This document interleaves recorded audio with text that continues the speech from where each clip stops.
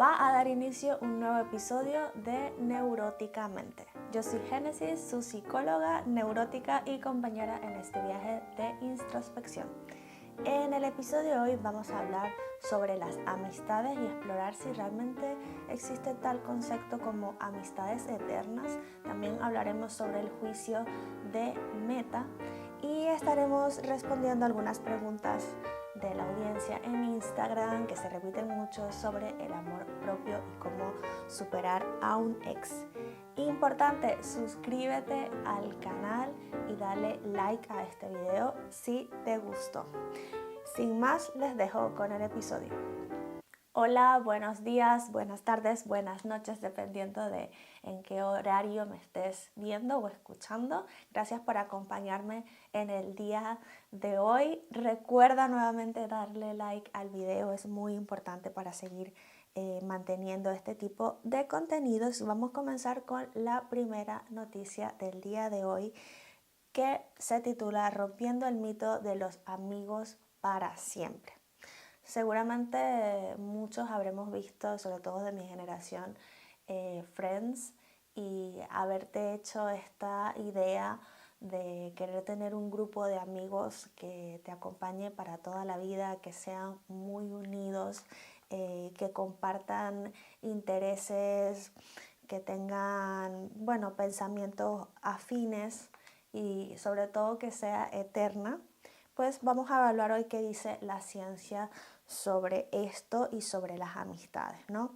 En este artículo nos resalta que la mayoría de adultos entre 35 y 64 años responden a encuestas que son los que menos se reúnen con sus amigos. O sea, desde los 35 a los 64 años hay una disminución en el encuentro con amigos, y esto nos dice que tiene que ver con intentar mantener o enfocarte en las relaciones familiares.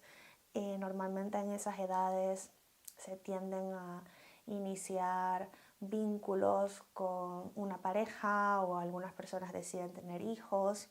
También quizás enfoque en ascender en el trabajo, y esto hace que haya una disminución en los encuentros con amigos. También nos dice este estudio, que un artículo, ¿no?, que hace una investigación a hombres de Estados Unidos, más de la mitad respondió que no están satisfechos con la cantidad de amigos que tienen y que los rodean. Y también otro estudio en los Países Bajos, aquí en España, nos habla que la duración promedio de una amistad es de 7 años y que el 50% de amigos que después de los 7 años son reemplazados por otros amigos. Así que si me estás viendo, me estás oyendo y tienes una amistad que ha durado más de 7 años, pues es probable que haya pasado ya por este filtro y que sean realmente las personas que te van a acompañar. Que luego vemos que en la vida adulta, siendo adulto mayor, después de los 50, 60 años, en promedio las personas mantienen de 1 a 2 amigos. Así que se rompe un poco primero el mito de amistades para toda la vida, amistades eternas.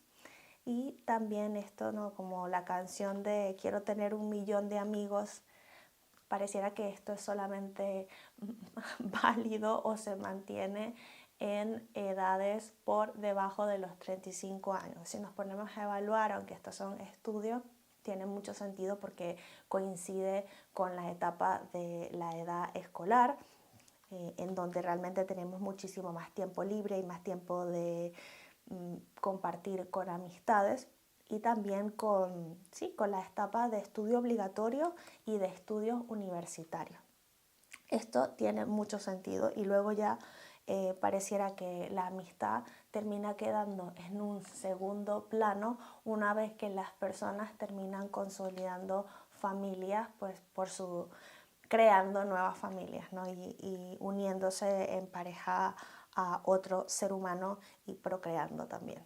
Así que la ciencia nos dice que en promedio terminaremos con 1 o 2 amigos en la vida adulta mayor, Y para aquellos que quizás están preocupados de no tener un círculo tan amplio, extenderle que es normal que al final termines con un grupo reducido, pero oye, pensemos que la calidad mejor que la cantidad. Siguiendo con el siguiente artículo, nos vamos con el juicio de Meta. No sé si alguno lo habrá visto, pero aparece Mark Zuckerberg, él siempre con sus gestos tan robóticos, ¿no? Y su manera de ser en este juicio. Entiendo que hubo un juicio en California, pero sin embargo el artículo que les traigo hoy es una denuncia que se hace desde Nueva York, no solamente a Meta, que Mark es, para el que no lo sepa, que seguramente todos lo saben, pero Mark Zuckerberg es el CEO, no sé, el presidente de Facebook e Instagram, que todo esto es Meta, pero también están otras redes sociales como TikTok y está YouTube. Entonces, para el que no haya visto, vaya y vea lo que están hablando en este juicio que le hacen a Meta. Y en este artículo les quisiera hablar sobre una denuncia que presenta la ciudad de Nueva York, y esto lo hace a todas las redes sociales, tanto a TikTok como Instagram, Facebook, Snapchat y a YouTube, por los daños que les ha provocado a los jóvenes en torno a la salud mental. En esta denuncia, el alcalde Eric Adams destaca la preocupación sobre la plataforma, cómo manipula y cómo genera adicción en énfasis a los usuarios más jóvenes. Hablan que precisamente todas estas redes sociales fueron diseñadas, y tiene toda la lógica del mundo si nos ponemos a pensar, fueron diseñadas para que el usuario permanezca el mayor tiempo posible allí. ¿Y cómo haces que una persona pues dedique horas y horas de su vida en permanecer viendo videos o estando en una plataforma? Pues convirtiendo en esa plataforma lo más adictivo posible y lo más entretenido posible. Entonces, nos habla, me parece muy interesante, de un efecto espiral y que cómo ese efecto espiral termina siendo tan adictivo.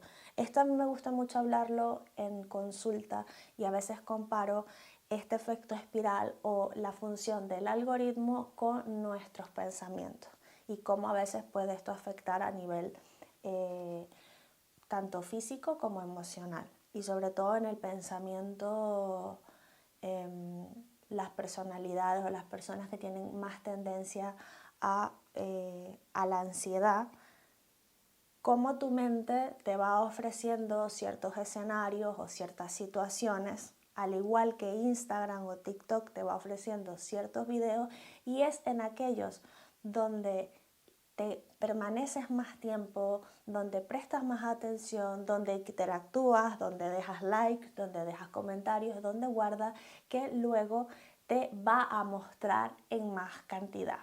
Si te quedas mirando más videos de perritos y de gatitos, el algoritmo va a saber este es el contenido que va a hacer que esta persona se quede enganchada a ver un video más. En el caso de nuestra mente es igual, si nos quedamos enganchados en un pensamiento negativo o en pensamiento catastrófico, ese pensamiento, o quizás no, esto que pasa mucho, que tuviste una discusión y vuelves a repetir una y mil veces esta discusión en tu mente, pues si haces eso, tu cerebro va a generar todo un patrón de volver a ir hacia ese mismo pensamiento para que te enfoques allí. Entonces, que es importante aquí aprender a deslizar e intentar ver lo que nos está queriendo decir nuestra mente, pero no engancharnos, y esto al final nos termina generando malestar o angustia. Entonces, este efecto de espiral es lo que utilizan estas plataformas para que nos mantengan allí con los videos de gatitos y perritos, o quizás con bailes o recetas de cocina. Y también en este estudio me pareció muy interesante, un estudio de Amnistía Internacional, crearon una serie de cuentas como falsas de usuarios de 13 años. crean todos unos perfiles como si son chicos y chicas de 13 años. Y luego evaluaron qué tipo de contenido las plataformas como TikTok le muestran a estos tipos de usuarios. Y para mi sorpresa, no me esperaba encontrar esto, la mayoría de videos que se les muestran o se les presentan a estos chicos de 13 años son videos relacionados con autolesión, trastornos de la conducta alimenticia y suicidio.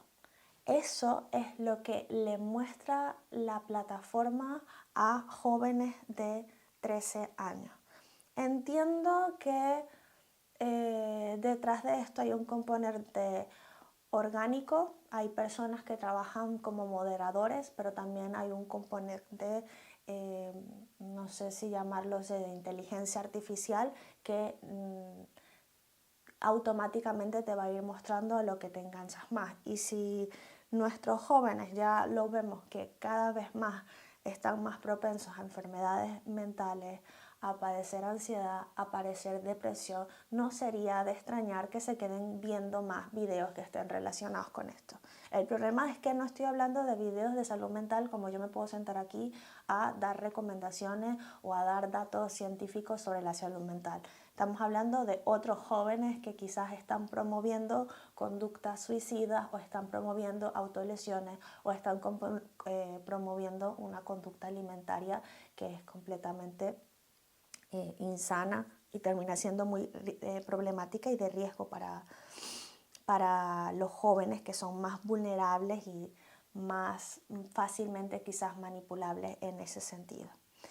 Todo esto conlleva obviamente un impacto en la salud mental, hay un incremento, esto lo veíamos en el episodio anterior, este estudio sobre las mujeres chilenas y cómo nos hablaba de un aumento desde el 2020-2021 en ansiedad y depresión. Esto no solamente lo viven los adultos y las mujeres, sino también los jóvenes.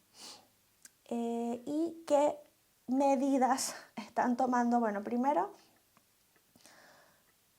opinión personal. ¿Qué me parece sobre estas denuncias? Me parece que son importantes para poder crear nuevas leyes que puedan intentar proteger sobre todo a las personas más vulnerables y que también todo esto da para hablar sobre el impacto en la salud mental y en la salud física de todos los usuarios de las redes sociales. Sin embargo, no considero que sean los dueños y los ejecutivos los únicos responsables, sino también está todo involucrado, todo a nivel social, también las familias, de qué tanto acceso le permito yo a mis hijos a estar en las redes sociales. Luego a la par de esto también hay todo un movimiento en España para la prohibición de los teléfonos móviles en los institutos. Creo que ya a nivel de colegio no está permitido, pero en el instituto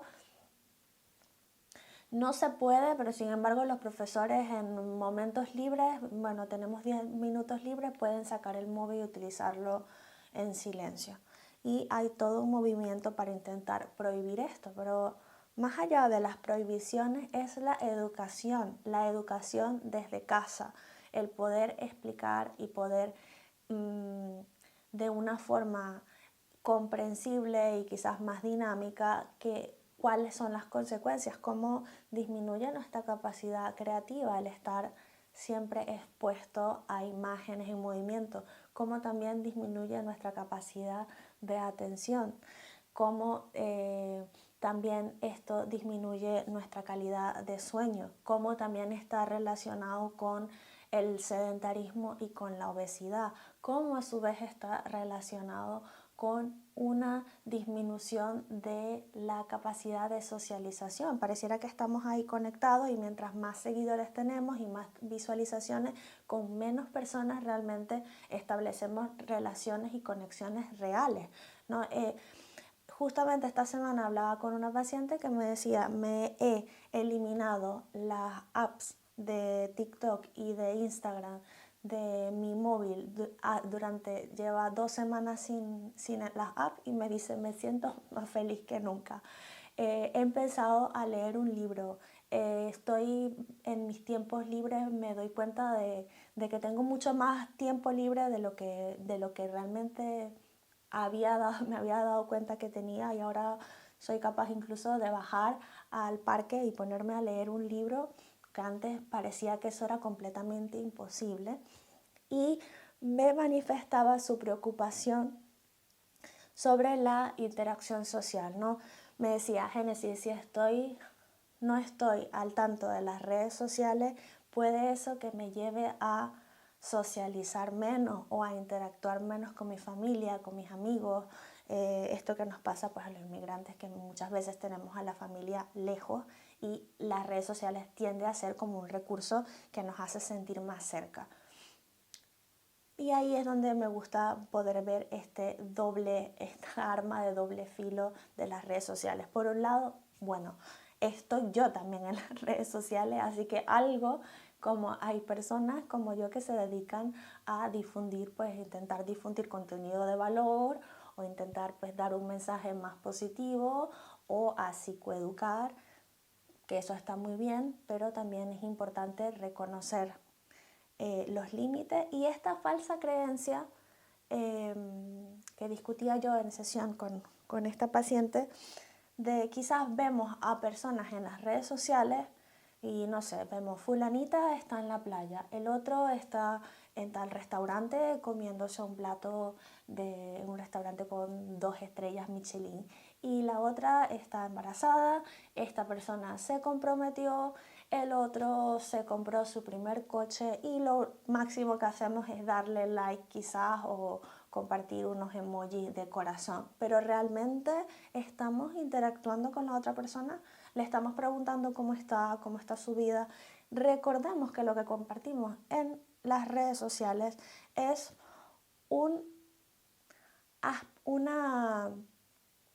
¿cómo diría? Solamente un trozo resaltado de nuestra vida, precisamente elegido, pensado, probablemente editado de nuestra vida.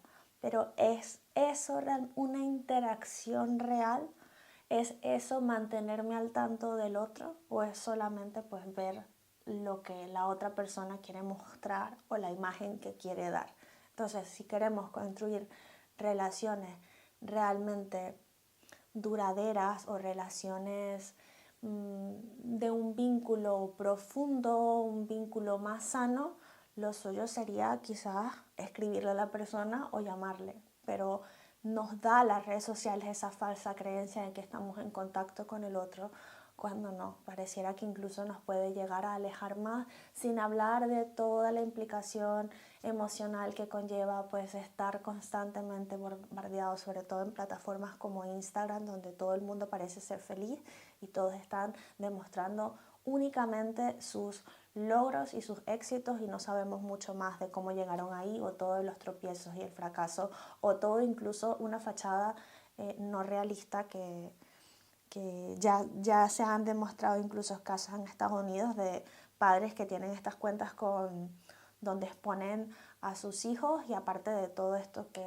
se sabe del sharenting, que es compartir a menores en las redes sociales sin su consentimiento, lógicamente, pues se encuentran a veces muchas historias turbias, por decirlo de una manera, no es para nada lo que muestran en la red social, y ya se han visto padres que han sido denunciados por maltrato. Entonces, para cerrar con este punto, algunas de las conclusiones, digamos, que llegaron tras estas denuncias y juicios es que Meta va a bloquear los mensajes directos enviados a menores desde cuentas desconocidas. A ver, yo esto dije, ok, muy bonito, pero yo recuerdo por allá en el 2012, cuando yo le abrí a mi hermano su primera cuenta, mi hermano menor, su primera cuenta de Facebook, y yo sé que para ese entonces ya existía la opción de que al ser menor no le puede contactar y no le puede incluso sí, no le pueden no le pueden enviar mensajes directos, ni le puede, obviamente en una cuenta privada, personas que no sean sus amigos, que no hayan aceptado como amigos. Entonces, aquí nuevamente es como volver a la mirada hacia adentro y la mirada hacia qué estamos haciendo nosotros como padres. Realmente sabemos cómo funcionan las redes sociales, cuáles son las restricciones, cuáles son los peligros, de qué manera puedo gestionar yo como alguna aplicación como esto de Family Link para poder yo supervisar qué está viendo, cuánta cantidad de tiempo lo está viendo, con quién se está relacionando. También quieren limitar el contenido que hable sobre suicidio a los menores, que hable sobre autolesiones y que hable sobre trastornos alimenticios, pero en este caso sinceramente no entiendo quién es el que toma las medidas, porque quizás yo ahora estoy hablando desde una postura de un experto en el área o de un profesional en un área y puedo hablar sobre suicidio y quizás este video me lo banee y no lo vea ni Dios, pero luego aparece, me ha aparecido a mí incluso en TikTok unas chicas que muy delgadas, muy delgadas, que se nota que están atravesando pues, por un trastorno de conducta alimenticia, comiéndose 20 huevos revueltos como omelette en una sola sentada, que bueno, el que no sepa qué es la bulimia, después de que se coma esto como un atracón, viene pues la inducción al vómito. Y eso es un mensaje hacia los jóvenes mucho más vulnerables, o sea, se está normalizando. Entonces, ahí es donde realmente las plataformas deben invertir. Y con esto decía que TikTok va a invertir 2.000 millones de dólares en confianza y seguridad. Vamos a ver cómo... que también gente que comparte videos de cocina dice, no puedo salir aquí picando un tomate con este cuchillo porque me banea TikTok, pero de repente sale otro chico diciendo, si ya no estás, no te van a extrañar tanto como tú quieres, y esto es un mensaje clave de autolesiones o suicidio, y ese video no se banea. No sé, hay que mejorar esto, redes sociales. También quería demostrar que, y esto no me quiero extender mucho aquí, pero me pareció importante que en España se creó la primera app para detectar el riesgo del suicidio del paciente en atención primaria. La app se llama, y ya la voy a mostrar en cámara, vale, pues esta es la app se llama PreventSuit, como prevención suicidio, y no sé si se puede ver bien allí. Tiene estas 4 opciones, que es una para profesionales, una información importante, está esto que, me preocupa alguien o tengo yo ideación suicida. Bien, algunos de los contenidos que hay en esta aplicación, por ejemplo en ideación suicida, nos habla sobre consejos rápidos, crear un plan de seguridad, cuáles son mis razones para vivir, algunas señales de alerta. Cuando dice elige la opción de me preocupa a alguien, también nos da recomendaciones generales. También hay un apartado para personas que ya han sufrido pues, la pérdida de un familiar debido al suicidio y documentos de interés. Y en el Soy un profesional sanitario está interesante, tiene algunas escalas de evaluación de la conducta suicida y algunos documentos de interés. Soy un profesional de emergencia, soy un profesional de la salud, por ejemplo. Aquí tiene una escala SSI y la escala SIS y pautas generales para hacer un ingreso un ingreso hospitalario. Está, yo creo que muy nueva todavía, probablemente tenga algunas mejoras que se puedan hacer. Según unas encuestas, el 64% duda realmente de profesionales de la salud de su capacidad de detección de la conducta suicida, pero bueno, eso es una gran herramienta y que sepan que está allí. Es totalmente gratuita y les animo a que la puedan descargar y darle un ojo. Algo que me pareció muy importante, y es que el suicidio es la primera causa de mortalidad externa en España. Y esto no lo conocía y googleé qué son causas externas de mortalidad. Las causas externas son accidentes, caídas, agresiones, homicidio y suicidio. Y entre estas causas externas, el suicidio es la primer causa de muerte en España. Más de 4.200 personas se han quitado la vida desde el 2022 según los registros oficiales, y esto no incluye también algunos casos como por ejemplo pacientes que dejan de tomar su medicación, adultos mayores que dejan de comer o dejan también de tomarse su medicación, y muchas veces ese tipo de suicidio silencioso no está incluido en este tipo de estadísticas, así que probablemente las cifras sean mucho mayores. Muy bien, vamos a terminar el episodio de hoy respondiendo 2 preguntas de la audiencia. Hay 2 preguntas que me han hecho muchísimo, y es: Génesis, habla por favor de amor propio y cómo superar a un ex. Hablar de amor propio realmente no es lo mío, no me gusta porque, entiendo que caigo mucho quizás en la mentalidad del coaching o de los libros de autoayuda, y quizás en el positivismo tóxico. Entonces, esa área es como, para mí, es delicada de ingresar sin caer en estas características que mencioné previamente, que no quiero decir que hay nada malo con el coaching o nada malo tampoco con los libros de autoayuda, pero no es mi orientación y no es lo que me parece que termina siendo más efectivo cuando se habla de aceptación y amor propio. Sin embargo, me pareció interesante, y esto sí quería compartirlo, sobre cómo es visto el tema de amor propio en 4 corrientes de psicología. En la corriente de cognitiva conductual, la terapia humanista, el psicoanálisis y la psicología positiva.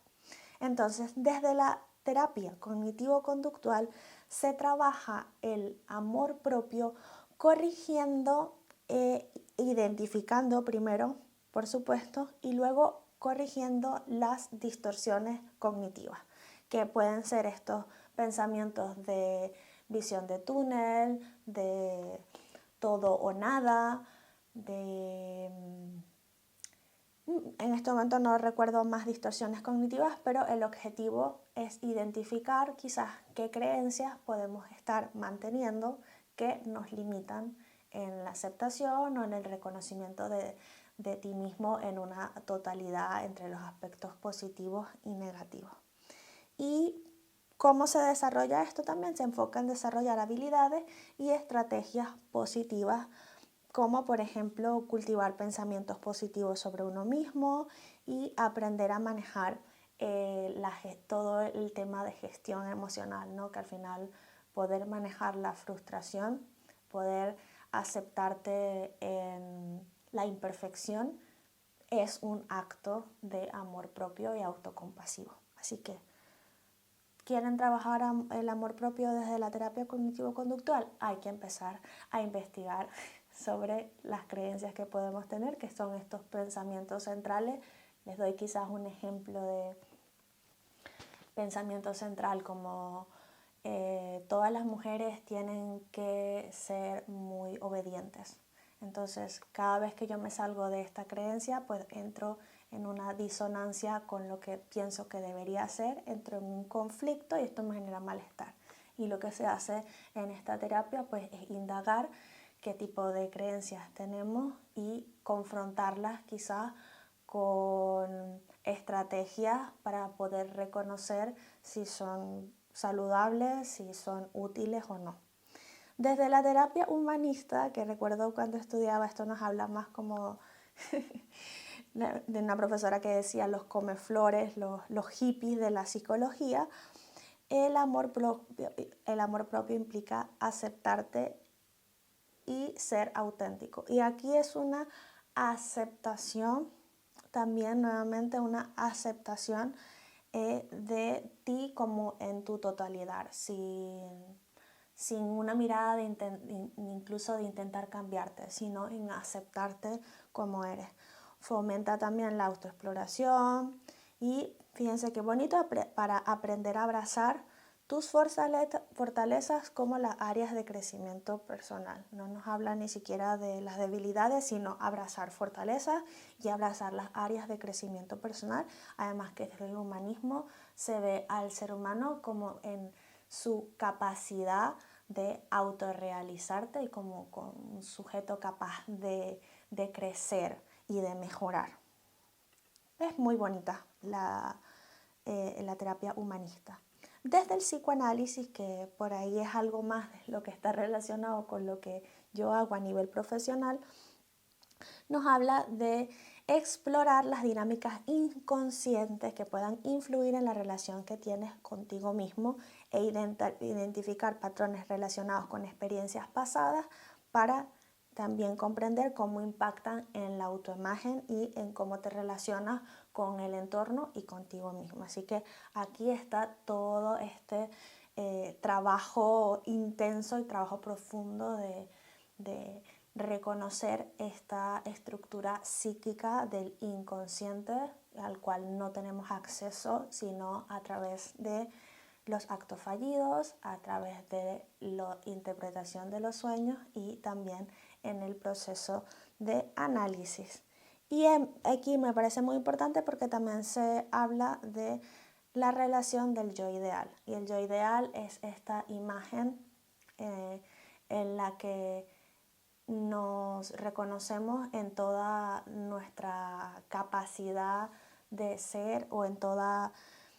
Es una construcción de una imagen idealizada de ti mismo. Entonces, cuando el yo real no llega a las expectativas del yo ideal, podemos sentir mucha angustia y mucha frustración y eso nos puede alejar a lo que es el concepto realmente de amor, que tiene que ver más con la autocompasión, con la aceptación y con la comprensión. Así que también se trabaja sobre esta imagen del yo ideal, que fíjense que en las personas narcisistas está completamente dividida el tema del yo ideal y el yo real.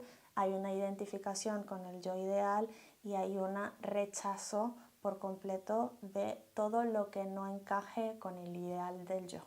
Entonces, por esto es la imagen grandiosa de sí mismo.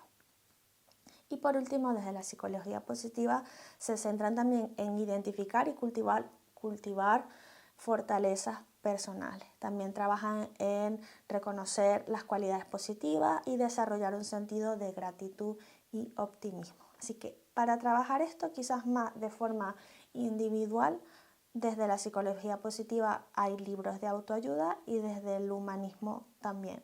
Y quizás desde la corriente cognitivo-conductual y el psicoanálisis es lo que se trabaja probablemente más a profundidad en terapia. No sé si esto responde a la pregunta de hablar sobre amor propio, pero tiene que ver quizás, para dar una síntesis de todas estas corrientes, tiene que ver con el reconocimiento de tus fortalezas, de aspectos a desarrollar, de la aceptación, de la empatía, que viene siendo una mirada autocompasiva contigo misma, y si vas más a profundidad desde el psicoanálisis a reconocer incluso patrones inconscientes o del pasado que puedan estar afectando la manera en la que te relaciones contigo y cómo te hablas. Y por último, ¿cómo superar un ex? También es una pregunta muy frecuente y en esto yo diría a las personas que están en un proceso de ruptura que fue decidido por ambas partes porque la relación no estaba funcionando, porque se rompieron acuerdos de la relación o porque la terminaste tú con la otra persona porque traicionó algún acuerdo, como puede ser una infidelidad, o simplemente ya no tenías la conexión emocional con el otro o te rompieron a ti y tú aún quieres volver con esa persona, pues importante ir a terapia, ¿no? Porque aunque hay un proceso de duelo que es esperado después de una ruptura, donde hay etapas del duelo que se hablan muchísimo, como son la ira, la negación, la depresión, la negociación y la aceptación. Habría que indagar, por ejemplo, por qué quieres volver con alguien que quizás te hizo daño, o por qué quieres volver con alguien que te traicionó, o por qué quieres mantener una relación con una persona que no quiere tener una relación contigo y que terminó contigo. Entonces, eso me parece a mí muchísimo más interesante de trabajar a nivel individual, no estas causas específicas que aquí venir a dar recomendaciones que les vengan bien a todos. Sin embargo, no les voy a dejar sin responder las preguntas y voy a dar algunas recomendaciones genéricas sobre cómo llevar mejor este proceso de ruptura. Primero, súper importante, permítete sentir. Es necesario sentir y expresar las emociones asociadas con la pérdida. Y el trabajo para poder llegar a la aceptación, bueno, quiere decir que a veces tenemos que conectar con la tristeza y tenemos que llorar, o conectar con el enfado, o incluso pasar por una etapa de negación y de negociación. Así que importante permitirse sentir. Segundo, el tema del contacto cero. No saben cómo yo peleo a veces en las sesiones sobre el contacto cero. Esto es creo que lo más difícil de mantener posterior a una ruptura, pero es importante, ¿no? A veces está las personas que rompen, pero no están seguras si quizás se tomaron la mejor decisión y no están seguras si quieren volver y tienen miedo de si se toman un espacio de contacto cero, no he explicado lo que es, pero estoy pensando que todo el mundo sabe que es contacto cero. El que no sepa que es contacto cero nos habla de no tener contacto con la persona con la que terminaste o terminaron contigo. No contacto o contacto cero quiere decir no le escribo, no le llamo, no quedo con esa persona durante unos meses. ¿Y esto para qué? Bueno, para poder permitirte sanar, para poder permitirte conectar con la emoción, para poder reafirmarte como persona, para poder conectar con otras, con tu red de apoyo. Y es un elemento clave en el proceso de ruptura de pareja.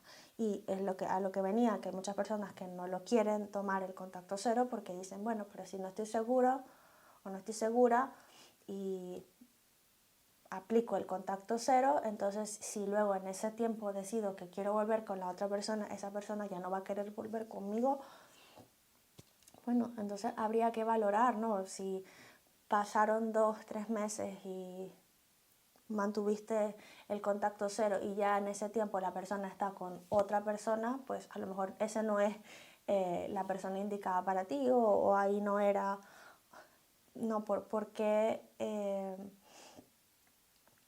quizás también estamos idealizando a la otra persona o quizás no nos estamos valorando a nosotros mismos y tener un tiempo en donde poder reflexionar sin que el ex esté allí contaminando ese proceso es necesario.